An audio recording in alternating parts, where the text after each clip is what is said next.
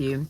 Let's read from Proverbs 1 verse 7, and I'm going to read in the King James Version. The fear of the Lord is the beginning of knowledge, but fools despise wisdom and instruction. You know what God showed me is that, I mean, in every day, how many decisions do you make? Um, our whole life is a series of decisions. And the question is, like, how do you make your choices? Like, on what do you base your decisions? And when I read this verse, I realize that if we put God in the proper place that He needs to be, and that is, in the attitude of our mind and in our heart, if we revere, that's a better word, revere Him, and fear God. The Amplified says, the reverent and worshipful fear of the Lord. So that fear of God is not a anxiety. That fear of God is a awe and a reverence that we have for Him, where we regard His opinion more than the opinions of people. Many people will give us advice. You just need to be born to know that people want to give you advice, and then you get married and children, and you do something in life, and people want to give their opinions all the time. And I'm quite open to hear people's opinion. That for me is not the problem, that people want to give input into your life.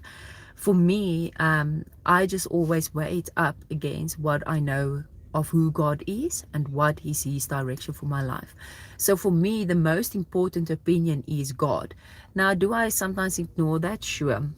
I mean, I've walked past people and had a prompting to pray for them, and I just keep on walking. And the thought that came up is, what will they think if I stop them here in the middle of the road to pray for them? But then also, I know that I have been obedient, and I think in my hope would be more than not being obedient, but um, because I know for me, the greatest person that I live for and whose opinion that I regard as important is God's opinion. And when He gives me instruction, when I have Him at the right place in my life, then I know that my life will steer the course and the direction that He plans for me. So it's not that God doesn't love you anymore when you make choices and gain knowledge apart from Him, or if you disregard His opinion. The thing is that God has a certain plan for your life, and you need, by faith, to step into that plan. He cannot force you, that typical thing of, you can bring a horse to the water, but you cannot make him drink. God has already prepared everything for us. He wants us to walk in a certain direction, and there's plans that He has for your life. But you have to make the choice. You have to obey Him. You have to make that choice to take that step. That when He shows you something, when He gives you instruction, that you follow Him, because you fear Him more than you fear the opinions of people. So, it says that fools despise wisdom and instruction.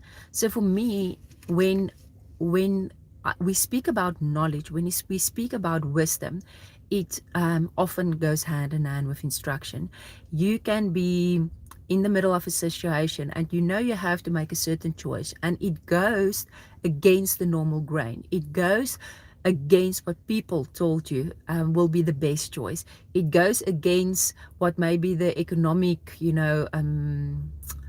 or I cannot find my words this morning, but atmosphere, you understand what I mean, will be like. It goes against that grain, but God has showed you something. Follow His instruction. So when we want to see and take steps in the right direction, put God in front. Let His opinion weigh the most. And obviously not only the most, let His opinion be the only opinion that counts in your life. So I hope today that when you make choices, that you will, when you feel that tugging in your heart to go in a certain direction, even if it doesn't make sense in the natural, that you will take His lead today. I hope you have a blessed day. See you.